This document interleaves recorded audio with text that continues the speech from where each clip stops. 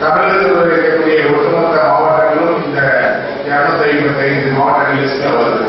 அப்ப நம்முடைய தமிழகம் முழுவதும் நீர் பற்றாக்குறை இருக்கக்கூடிய சூழ்நிலையில அதன் சொல்ல நம்ம நாமக்கல் மாவட்டம் மிகவும் மோசமான சூழ்நிலை நீர் பற்றாக்குறையில் இருந்து கொண்டிருக்கின்றனர்.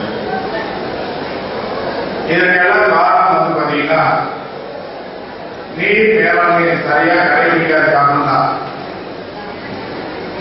இது அரசாங்கம் நாம் எவ்வளவு முயற்சி எடுத்தாலும் பொதுமக்களும் நீங்களும் முழு ஒத்துழைப்பு கொடுத்தால் மட்டுமே இந்த திட்டங்கள் முழுமையாக நிறைவேற்ற முடியும், வெற்றி பெற செய்ய முடியும். இதுல பொறுத்த வரைக்கும் நீர் சேமிக்கிறது கிராம பகுதியாக இருந்தால் நீர்வழிச்சாலைகளிலும் சரி குளம் குட்டைகள் ஏரிகள் எல்லாம் ஆக்கிரமிப்புகளை கண்டிப்பாக அகற்ற வேண்டும். இதை எல்லாருமே ஒருவருக்காக இருக்கும். நீர்நிலைகள் மிகவும் பாதுகாக்கப்பட வேண்டும். ஏரிகளுக்கு பாத்தீங்கன்னா நீர்வழிச்சாலை அதிகம் இல்லை.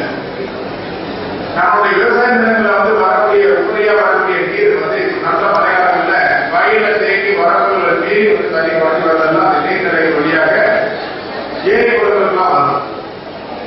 அப்படி வரும்போது பாத்தீங்கன்னா மழையிலிருந்து வரக்கூடிய நீர் எல்லாம் சேர்த்து நமக்கு ஒரு முறை ஏரி நிறைவேறினால் ஒரு ஆண்டுக்கு 2 ஆண்டுகள் குறைந்த அந்த பகுதியில தண்ணீர் வச்சிருக்காரு. இன்னைக்கு ஏரி நிரம்புறது ஏரி தண்ணி பார்க்கவே மிகவும் கஷ்டம்.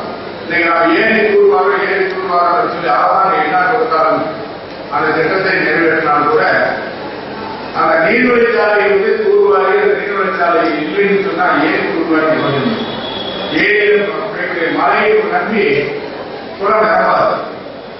மழையிலிருந்து வரக்கூடிய நீர், விவசாய நிலங்களுக்கு வரக்கூடிய நீர், உபரிநீர் இதெல்லாம் சேர்த்துதான் ஏரி சொன்னாதான் ஏரி நிரம்பும்.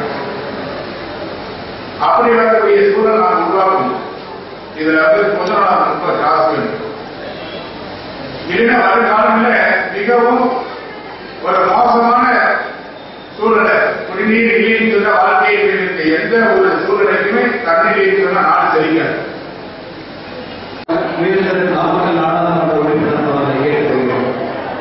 முதலில் பெறுவோர் வலையப்பட்டி அருகில் உள்ள சம்புபடி கிராமத்தில்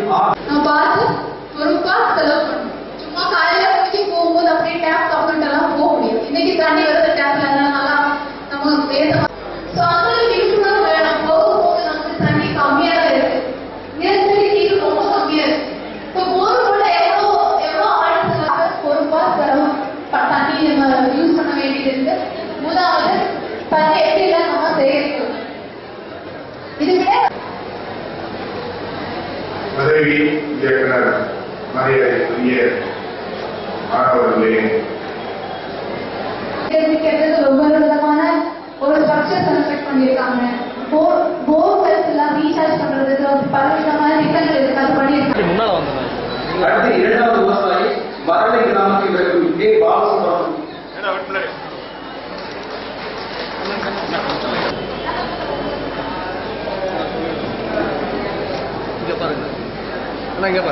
அடுத்து மூன்றாவது விவசாயி